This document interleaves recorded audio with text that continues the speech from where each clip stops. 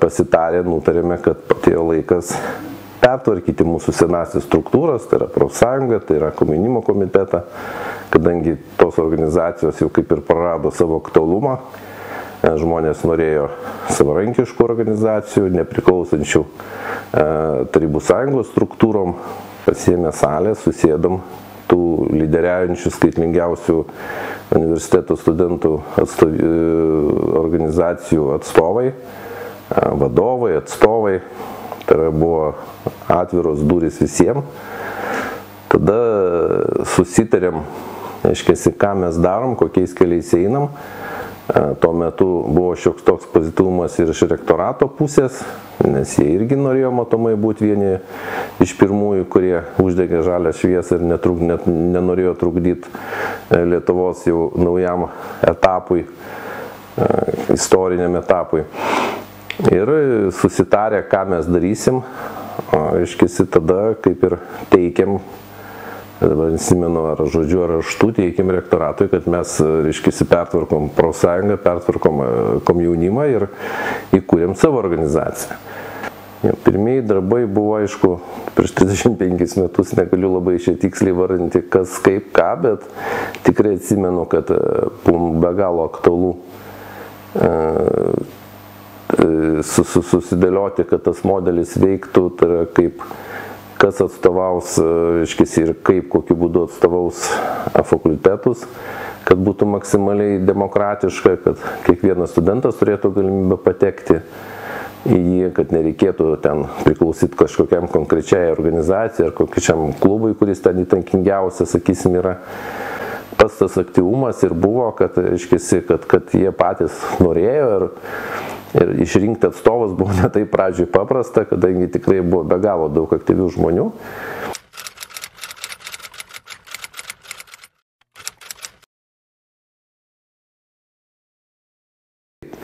Mes perėmėm tą skirstimą ir stengiamės maksimaliai demokratiškai, aiškiai, skirstyt, kadangi po metų jau kaip ir nebetu skirstysi. Tai va čia tas principas, kad tu turi metus ir tu turi pagalvoti, kad nepridarytum kažko negero.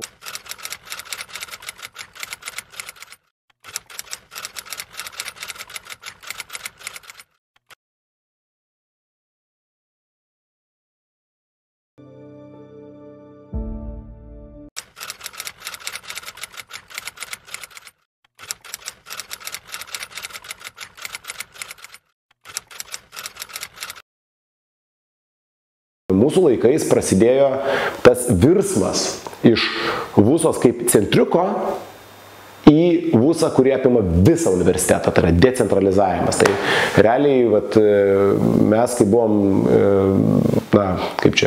valdžioje, tada Artūras Šaltis buvo viceprezidentas socialiniam akademiniam reikalam, prisijungė buvo ir vėlgi Jekaterina ir kiti aktyvūs to meto žmonės ir vis tik tai mes pradėjom diegti tą fakultetinių atstovybių sistemą. Fakultetinių atstovybių sistemą, kadangi iki tol kiekviena fakultete atstovybės funkcijas vienaip ar kitaip vykdė arba įgyvendino to fakulteto kažkokią tai profesinę arba pagal interesus sukūrusi bendriją.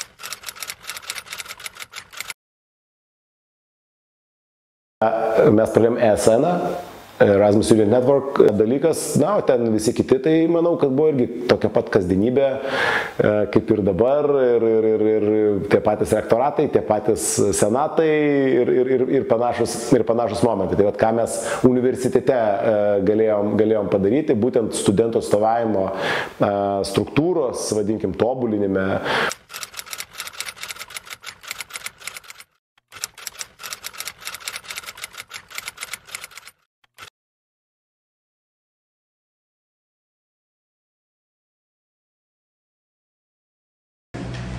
Todėl bus viešai pareiškė, kad LSAS nepateisino nuo pat įsikūrimo šią organizaciją dėtų vilčių ir yra pasiryžusi nuo šiol VAU studentams nacionalinėme ir europinėme lygmenyje atstovauti savarankiškai. Ačiū.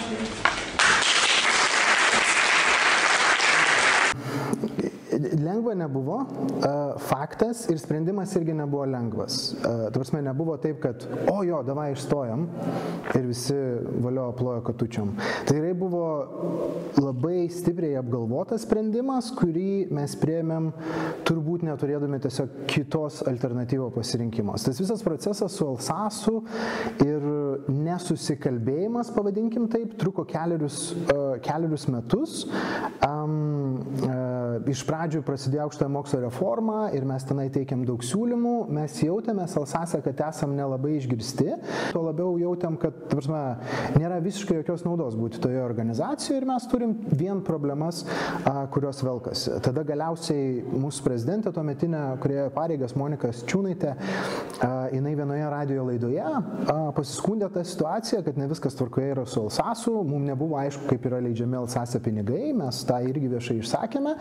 Jinai gavo ten papeikimą ar ten pastabą kažkokią whatever, ką jie ten susigalvojo. Ir tada jau, kai buvo planuojama Alsaso visuotinė konferencija, vakarą prieš vyko slaptas tarybos posėdis, kuriame buvo priimtas sprendimas, kad VUSA rytoj atvažiavusi visuotinę konferenciją pasako, kad išstoja iš Alsaso ir mes būtent taip ir padarėm. Aš pats buvau išsiųstas dieną prieš į Šiaulius, ta konferencija vyko Šiauliuose, tai aš ten kaip žvalgas buvau ir bandėm išsiaiškinti, kokia ten yra situacija, kaip čia kas reaguoja ir taip toliau, ar dar yra kažkokių galimybių iki paskutinės minutės. Man atrodo, vienas iš didžiausių dalykų, kuris įtvirtino labai stiprų tą VUSOS dalyvavimą, ar ne, tai buvo, kai Konstitucinis teismas pasakė, kad mokslo ir studijų įstatymas prieštarauja Konstitucijai, tai buvo pirmas kartas, kai VUSA kartu su Alsaso ir Alsaso atstovais buvo įtraukta į Seimo valdybos sudarytą darbo grupę atnaujinti mokslo ir studijų įstatymą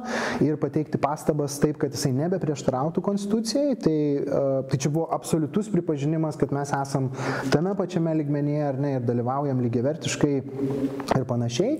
Ir tų svarstymų kontekste, man atrodo, mums pavyko priimti žiauriai svarbų sprendimą, kad ir toliau 2 studentų atstovai dalyvautų universitetų tarybos veiklose, ar ne, nes daugelis žmonių norėjo, kad būtų sumažintas skaičius iki 1.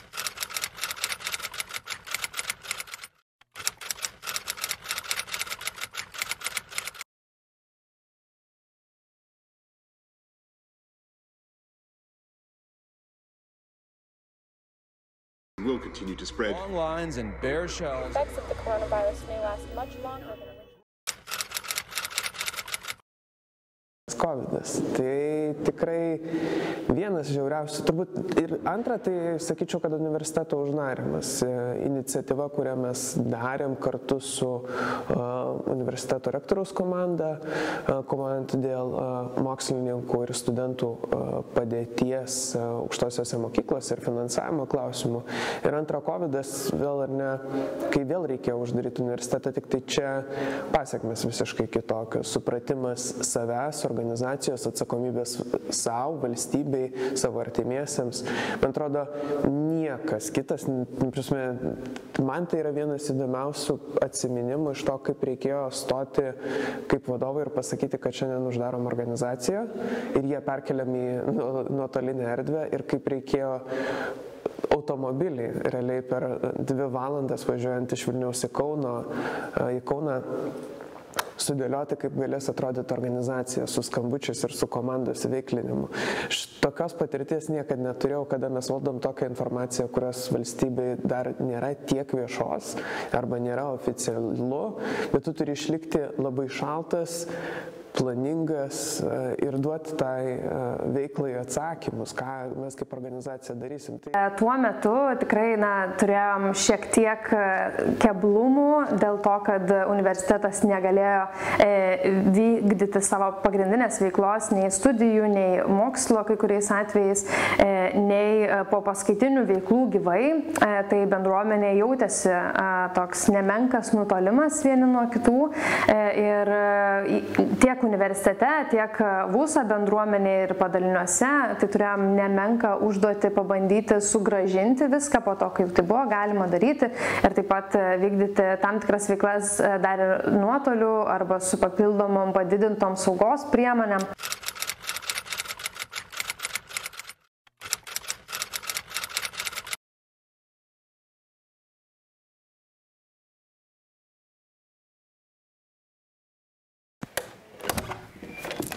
Jūs išgirdote apie VUSA istoriją ir skirtingus pokyčius, kurie pas mus organizacijoje vyko. Bet turbūt labai įdomu būtų sužinoti, kas yra VUSA dabar.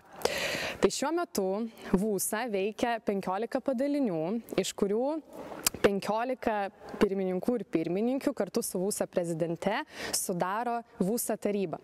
Atitinkamai mūsų VUSA parlamentą sudaro 46 žmonės.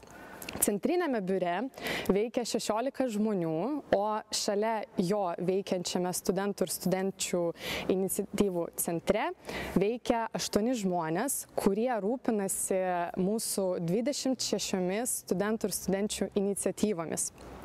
Visos mūsų organizacijos institucinių stiprinimų rūpinasi institucinio stiprinimo fondas, kuris sudaro 6 žmonės, o visą veiklą revizuoja mūsų revizijos komisija, kurią sudaro 5 žmonės. Viso šitoje organizacijoje pas mus veikia virš 1000 narių, iš kurių virš 250 yra studentų, studenčių atstovai, veikiantis ir veikiančios skirtingose VU ir padalinio sprendimo priėmimo struktūrose. Taip pat turime 250 kuratorių, ir žinoma, likę ir likusios nariai ir narės veikia skirtingose mūsų procesuose ir sritise, bei taip pat iniciatyvose. Tai štai tokia VUSA yra šiandien.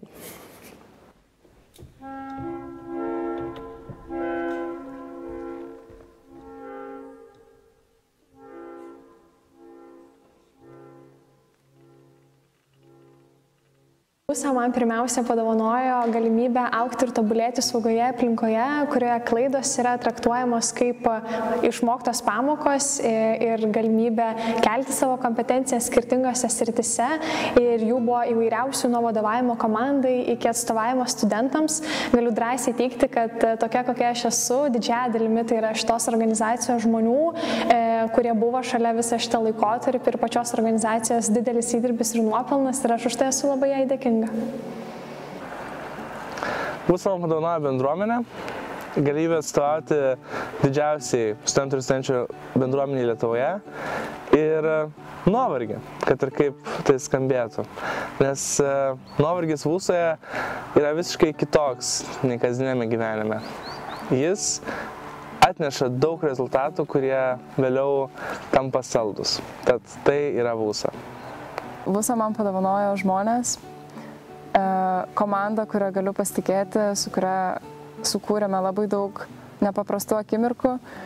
Buvo ir džiaugsmo, ir nuovargio ašarų, bet visas tas ašaras atpirko tos šypsenos, kurios pamatai kitų studentų ir studenčių akyse. Tai būtent tai. VUSA man padovanojo viską. Aš visą laiką tą sakau ir to neslepiu, aš esu be galo dėkingas VUSai, be VUSos aš nebūčiau pasiekęs turbūt ne pusę tiek, o gal visiškai nieko. Man VUSA padovanojo ir suteikė balsą. Balsą ne mano pačios, bet balsą atstovauti Vilniaus universiteto studentams ir studentėm, kas iš esmės yra žiauriai žavu. Iš kitos pusės tai neša labai didelę atsakomybę. Ir neslėpsiu, kad tam tikrais atvejais būna baisu, kadangi tu į save įstatai tokius rėmus, kad negali suklysti. Kiekvienas žodis, kurį tu ištari, pasakai, turi būti toks, koks jisai turi būti. Iš kitos pusės man taip yra žavu, kaip tūkstančiai žmonių kiekvienais metais prisijungia prie šitos organizacijos ir veikia joje tam, kad galėtų sukurti pokytį ir padaryti gėrį kažkokį, ką nors gražaus mūsų studentų ir studenčių labui. Tai man šita organizacija visą laiką buvo ir bus apie tą pokytį, kurį mes kuriame kiekvieną dieną.